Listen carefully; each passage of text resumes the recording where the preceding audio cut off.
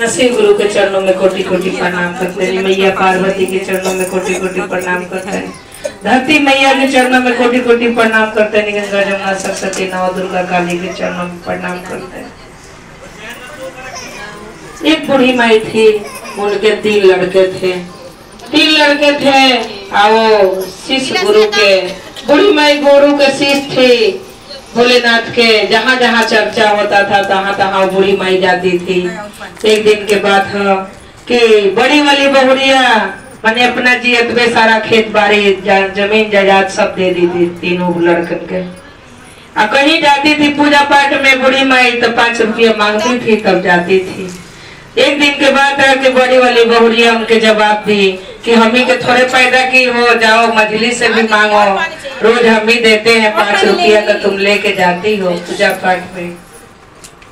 उस दिन उठी बूढ़ी माई तो बड़ा टेंशन में थी, सोच रही थी मछली के लगे गई कई चर्चा है आज मोहल्ला में, जैसे बिंदा दीदी चर्चा कराओ तरी वैसे ही मोहल्ला में चर्चा रहे। बुढ़ा के बोलावा आई तो वो कहले कि ये बहू हमरा के 5 रुपया दो, तो लेके गई दी ओकरी बाद से 2-4 महीना के बाद वो भी कहने लगी कि हमरी के थोड़े पैदा की हो, जाओ छोटी वाली से मांगो, हमका थोड़े पैदा कर ले, रोज रोज हम ही पैसा देते हैं, डेली डेली आप जाती हैं चर्चा में। अब बेचारी छोटी वाली से कही कि ये बहू हमरा के 5 रुपया डेली देना, कथा पूजा में जाते हैं, गुरु के चर्चा में जाते हैं तो 5 रुपया ले जाते हैं, तो चाहे मिश्री चाहे मूंगफली के दाना चाहे फल चढ़ा देते हैं गुरु के दरबार में, हमको 5 रुपया देना। 5 रुपया देने लगी बहू। बाकी वो बूढ़ा माई के बड़ा टेंशन था कि आज छोटी वाली भी जवाब दे देगी तो हम जाएंगे कहाँ है गुरु, अब जाएंगे कहाँ। दिन से ही गुरु भैया के घरे चर्चा था, बुलावा आया था तो गई थी बूढ़ी माई। चर्चा शुरू हो रहा था, चर्चा हो गया, हुआ था, खत्म हो गया, शुरुआत हुआ खत्म हो गया, तबले बूढ़ी माई बैठी थी वही टेंशन में। कोई भी बात टेंशन रहा थे तो पूजा पाठ को मन न लगा थे गुरु बहना, वैसे ही वो गुरु बहना के मन नहीं लग रहा था। पूजा पाठ में बैठी थी, चर्चा खत्म हो गया और वैसे ही गुरु भैया चर्चा करा लिए। जब सारा लोग चला गया तो देखे कि बूढ़ी माई चुपचाप बैठी हैं। वो बूढ़ी माई के बोला है कि इधर आओ, काट सोच रही हो, काहे टेंशन में पड़ी हो।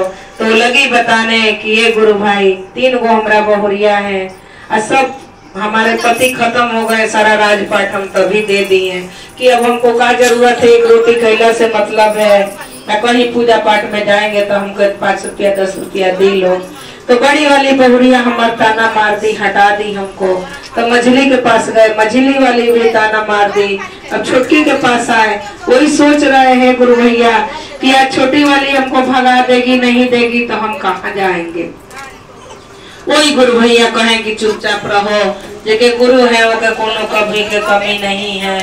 यही गुरु भैया जो पैसा चढ़ा था यही शिव चर्चा में के वही पैसा बटोर के बूढ़ी माई के दे दिए, कहे कि ले जाओ बक्सा एगो खरीद लेना और मैं 4 गो गुम्मा रख लेना और वही 12 बजे रात में गुरु जी के सुमरन करके तुम गिनना, तुम्हारा जिंदगी पार हो जाएगा। कोई नहीं मानेगा तो उसी से तुम्हारा जिंदगी कट जाएगा। अब वो बेचारी गई और वही बक्सा एगो खरीद के लेके आई रख ली अपनी मड़ैया में। 12 बजे रात में 4 गो गुम्मा लेके गिनने लगी।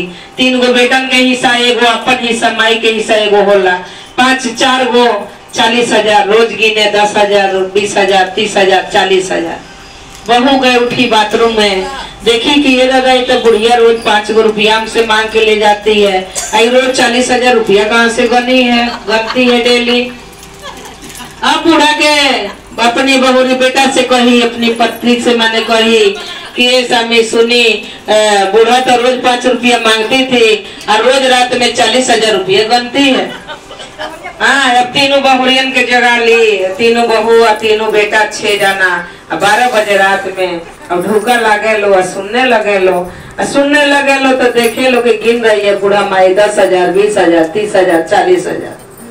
अब सब लोग देखे तो कहे बेटा कहा कि अब माई के हमारी सेवा करना, कहे 40,000 रुपया धरी है, मरेगी तो कुछ दे के जाएगी, ऐसे नहीं जाएगी।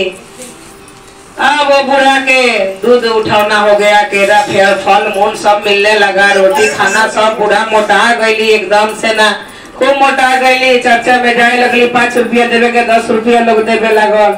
बूढ़ा मर गई तो सब तो हमरे बटे। एक दिन के बाद है गुरु के बुलावा आ गई, चली गई बेचारी, खत्म हो गई। बूढ़ा खत्म हो गई तो बड़ा वाला बेटा आया तो कहा कि मिट्टी उठावल जा, बक्सा तुरल जा। तो मिट्टी उठी, 40,000 माई मरल भी है तो ध के गई भी।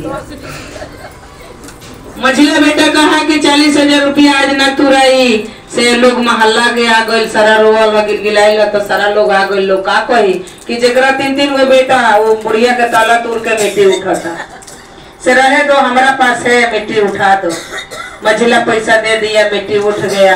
अब उनके क्रियाक्रम के दिन आया तेरा ही, तब छोटा वाला कहा कि सारा मेहमान हमारा आ गया, ताला नहीं टूटेगा, हमारे पास है, आप माई के क्रिया कर दीजिए, उसका बाद से ना बक्सा तोड़ के ले लीजिएगा। बेचारी के तब देखिए तेरही भी हो गए। बूढ़ा के खूब बढ़िया छोटा वाला पैसा दे दिला, तेरही हो गए। गुरुजी पैसा गए तो तेरही हो गई, खूब बढ़िया। बर विदाई सब कुछ हो गई, सारा पहुनी चल गई सब। तब बेटा कलश की अब आओ बक्सा उठावल जा, तुरल जा कि पैसा होके तो बटे। जब बक्सा लिए लो आंगन में रखो गल, तुरल गल तो मैं 4 गो घुमा मिला। अब तो हाय हाय करके बहुरिया बैठ गल कि जौनो कर्जा रहे तौनो हम दे देहनी, अब तो कुछ ना हमके मिला। हे गुरुजी, जैसे उनका के दे के गए नहीं, वैसे हमरो को बुद्धिया दे के जाई कि कम से कम बुद्धिया रही तो हम अपनी बाल बच्चे के लिए ऐसे ही भरभराए में गरम कर जिंदगी हमरो कट जाई। हर हर महादेव, दया करी महादेव, कृपा करी मैया पार्वती। नमः शिवाय, नमः शिवाय, नमः शिवाय, नमः शिवाय।